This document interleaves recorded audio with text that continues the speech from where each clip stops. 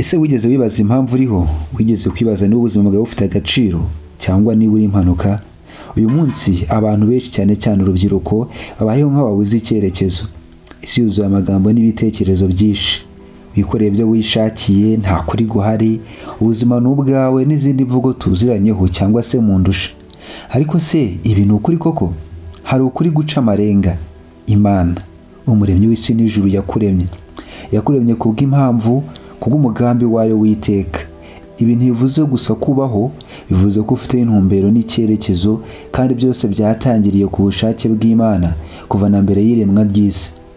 Reka twinjire hamwe mu itangiriro, dusesengura uko isi yatangiye, impamvu Imana yaremye umuntu n'iki byo bidusigira muri iki gihe, by'umwihariko wowe musore cyangwa se mukobwa wowe unyumva wibaza niba ubuzima bwawe bufite agaciro, cyangwa se wibaza niba ubuzima bwawe bufite icyo bumaze. Tuguhaye ikaze kuri Gukiza TV, Ijambo niyo neze. Buri kantu kose karemwe katubwira inkuru. Umuyaga uhuha ku gasozi, inyenyeri zirabya nijoro, ibimera bikurira mu butaka, byose bimeze nk'indirimbo ikomeye ivuga ngo hariho umuremyi. Ibi ntabwo ari ibitekerezo by'abantu bo hambere, si imyemerere gusa, ahubwo ni ukuri gushingiye ku ijambo ry'Imana. Bibiliya ifungurwa n'ijambo rihambaye rifite uburemere budasanzwe. Ni amagambo make ariko arimo ubutumwa buhambaye. Nta handi hantu hatangira nk'ijambo ry'Imana. Ntihavuga ngo isi yabayeho cyangwa ngo ibyaremwe byavutse, ahubwo havuga ngo Imana yaremye. Ibi bitwereka ko ibintu byose bifite intangiriro idakomoka ku bwitange bw'ibintu cyangwa impanuka, ahubwo byaturutse ku bushake bwa nyir'ibiremwa. Imana ntiyasanze ibintu biriho ngo ibihindure. Oya, yaremye byose, ibyo mu Cyongereza bavuga out of nothing. Bivuga ko Imana nta kintu cyayifashije, nta mbuto y'isi cyangwa akabuto k'ikirere yahuye nako. Ubushobozi bwayo, ubwenge bwayo, urukundo rwayo nibyo byahaye intangiriro byose. Ikirere, isi, inyenyeri, amazi, ibimera, inyamaswa n'ibindi byose ni igisubizo cy'ijambo rimwe, habeho. Nehemiya igice cya 9:6 naho harabihamya ku buryo bw'isesengura. Hari imvugo izwi cyane ex nihilo, ntabwo ari iy'abahanga gusa, ahubwo itwibutsa ko Imana atari nk'umuhanga mu bukorikori wubakira ku bikoresho biriho, niyiha byose intangiriro. Iyo tuvuga ex nihilo tuba tuvuga ko Imana yaremye isi nta kintu cyari gihari imbere, si nk'uko umuntu yubaka inzu akoresheje amatafari n'ibiti. Imana yo yavuze ijambo, ibintu bibaho. Iyo urebye ishusho y'iremwa uko itangira igice cya mbere kibigaragaza, usanga Imana irema buri kintu ku munsi wacyo mu buryo bufite gahunda, burimo urusobe n'ubwiza. Tukuvuga ko ibyo byose byaje kubw'impanuka y'ikirere cyangwa ingufu z'ubusa. Ni icyerekezo cy'ubwenge butagira aho bugarukira bw'Imana. N'ibyo tubona byose Imana yarabihamagaye bikabaho.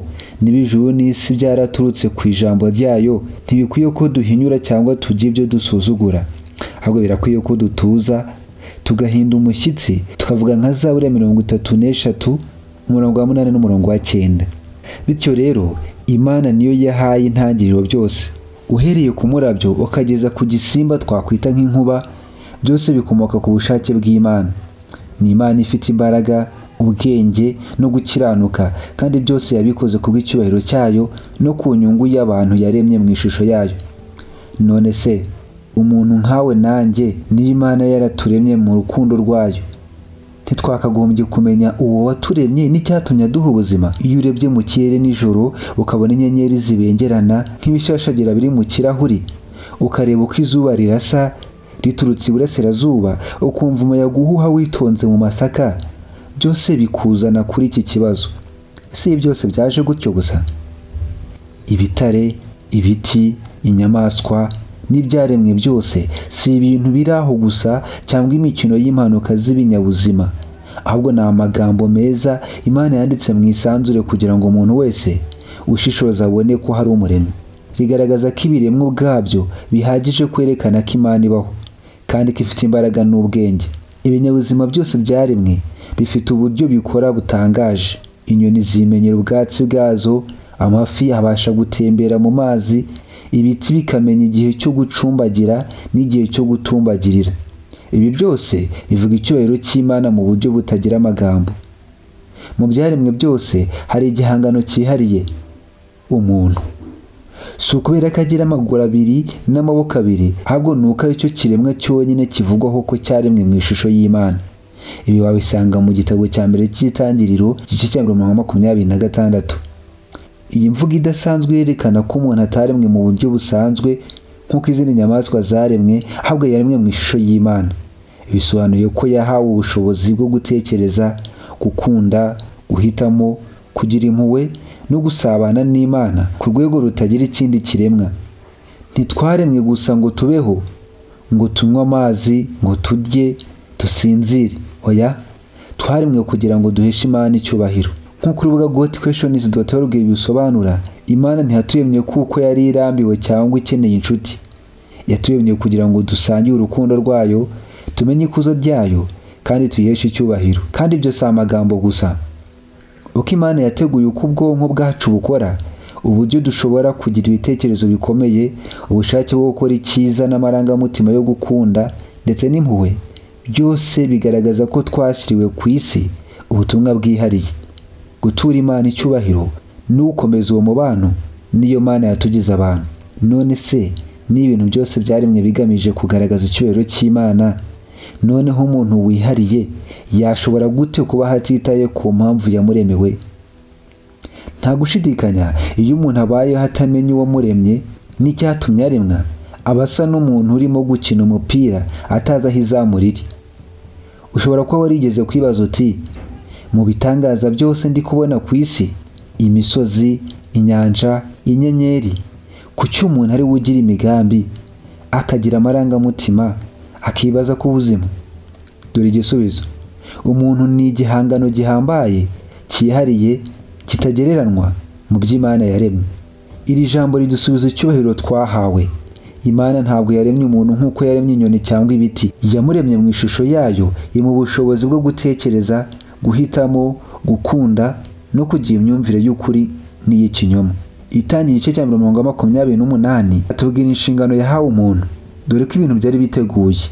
Imana yaremye isi yose nk'ikibuga cy'igitangaza, ariko umuntu aba nk'uwahawe urufunguzo, aba umurinzi, umuyobozi, umukozi, atari mu nyungu ze bwite, ahubwo mu izina ry'Umuremyi. Ibi byose bitwereka ko ubuzima butari ibyaho bucya bukira.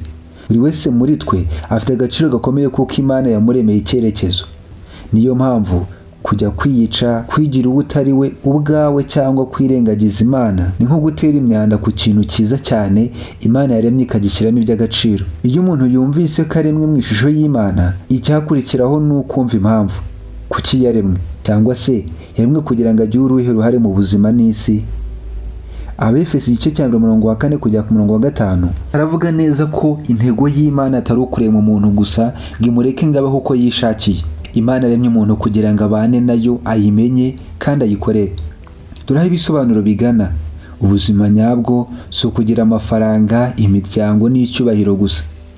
Ubuzima nyakuri ni ukumenya Imana, uwo mubano wuzuyemo amahoro, ibyishimo bitava ku bintu, icyerekezo kidasaza. Imana yaremye umuntu kubera urukundo n'ubwiza bwayo, kandi yamuremye kugira ngo agire umubano wihariye nayo, abane nayo mu rukundo n'ibyishimo bihoraho. Nuko rero kumenya Imana si inyongera y'ubuzima, niryo pfundo ryabwo, niryo zingiro ryo gusobanukirwa impamvu turiho.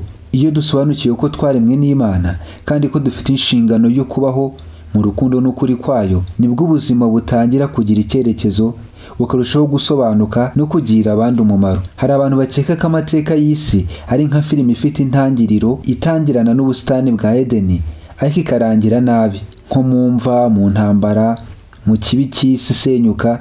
Ariko Bibiliya itwereka indi nkuru itandukanye cyane.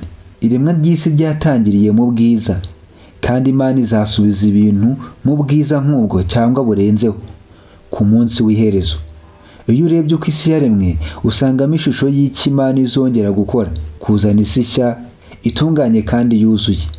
Imana yaremye isi nziza, kandi nubwo icyaha cyayihinduye, ntiyaretse uwo mugambi. Imana gukora byose ku buryo buzatuma ibidukikije, abantu n'imibereho yacu yose bizasubizwa uko byari bimeze mbere, cyangwa se kurushaho kuba byiza. Umugambi w'Imana ntabwo warangiriye ku iremwa, ahubwo wahamijwe mu ntego yo kuzana ibyaremwe byose mu rukundo rw'Imana no kubibohora ingaruka z'icyaha. Ibi wabisoma mu rwandiko Pawulo yandikiye Abaroma igice cya 8:20-21. Ibi bisobanura ko n'ibiti, inyoni, inyamaswa n'ibihugu byose bizaruhuka umunsi umwe igihe Imana izasubiza ibintu ku murongo. Nta burwayi, nta kwiganyira, nta marira azongera kubaho. Umuntu azasubirana n'Umuremyi we mu mahoro, atari mu busitani gusa, ahubwo mu ijuru rishya n'isi nshya, aho Kristo azategeka nk'umwami uhoraho. Iyi si nshya si umwuka w'ikirere gusa, ni ukuri kw'ihame ry'Irema.